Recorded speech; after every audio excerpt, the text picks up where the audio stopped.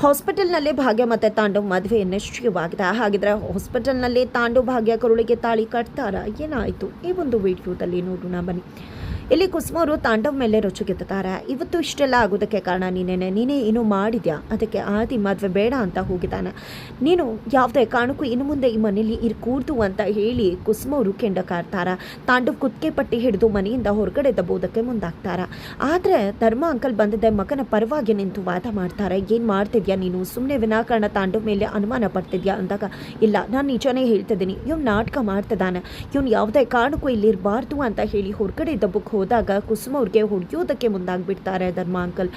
ಎಲ್ಲರೂ ಕೂಡ ಶಾಕ್ ಆಗ್ತಾರೆ. ನಂತರ ಧರ್ಮ ಅಂಕಲ್ ಹಾಗೆ ಕುಸಿದು ಹೋಗ್ತಾರೆ ಎದೆ ಇಟ್ಕೊಂಡು. ಇಲ್ಲಿ ಹಾಸ್ಪಿಟಲ್ಗೆ ಧರ್ಮ ಅಂಕಲ್ನ ಅಡ್ಮಿಟ್ ಮಾಡಲಾಗುತ್ತೆ. ಅಲ್ಲಿ ಡಾಕ್ಟರ್ ಬಂದಿದೆ, ಅವ್ರಿಗೆ ಹಾರ್ಟ್ ಅಟ್ಯಾಕ್ ಆಗಿದೆ, ಮೇಜರ್ ಆಪ್ರೇಷನ್ ಮಾಡಬೇಕಾಗಿದೆ. ಆಪ್ರೇಷನ್ ಆದ ಮೇಲೂ ಕೂಡ ಅವರು ಉಳಿತಾರೆ ಅಂತ ಹೇಳಲಿಕ್ಕೆ ಆಗೋದಿಲ್ಲ ಅಂತ ಹೇಳಿದಾಗ ಕುಸುಮ ಅವರು ಕಣ್ಣೀರು ಹಾಕ್ತಿದ್ದಾರೆ. ಏನಾಯಿತು ಇಲ್ಲಿ, ನನ್ನ ಗಂಡ ನನ್ನಿಂದ ದೂರ ಹೋಗ್ಬಿಟ್ರೆ ನಾನು ಬದುಕ್ತೀನ ಅಂತ ಹೇಳಿ ಕಣ್ಣೀರು ಹಾಕ್ತಿದ್ದಾರೆ. ಆದರೆ ಇಲ್ಲಿ ಆ ತಾಂಡವ್ಗೆ ಅದು ಯಾಕೆ ಭಾಗ್ಯನ ಮದುವೆ ಆಗೋದಿಲ್ಲ ಅಂತ ಹೇಳಿ ಅನುಮಾನ ಕಾಡ್ತದೆ.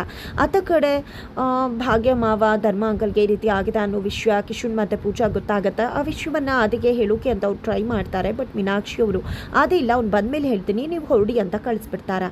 ಆದರೆ ಆದಿಗೆ ವಿಷಯ ಹೇಳದೆ ಇಲ್ಲಿ ಆದಿಯನ್ನು ಭಾಗ್ಯವರ ದೃಷ್ಟಿಯಲ್ಲಿ ಕೆಟ್ಟವನು ಮಾಡಬೇಕು ಅನ್ನೋದು ಮೀನಾಕ್ಷಿಯವರ ಉದ್ದೇಶ.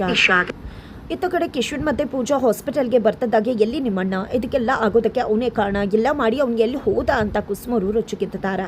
ಅವನಿಗೆ ಇನ್ನೂ ವಿಷಯ ಗೊತ್ತಾಗ್ತಿದ್ದಾಗೆ ಬರ್ತಾನೆ, ಅವ್ನ ಮನೆಯಲ್ಲಿ ಇರಲಿಲ್ಲ ಅಂತ ಹೇಳಿ ಕಿಶನ್ ಕೂಡ ಹೇಳ್ತಾರೆ. ನಂತರ ಇಲ್ಲಿ ಭಾಗ್ಯಗೆ ಸಮಾಧಾನ ಮಾಡ್ತಿದ್ದಾರೆ ಪೂಜಾ, ಭಾಗ್ಯ ಅತ್ತೆಗೆ ಸಮಾಧಾನ ಮಾಡ್ತಿದ್ದಾರೆ.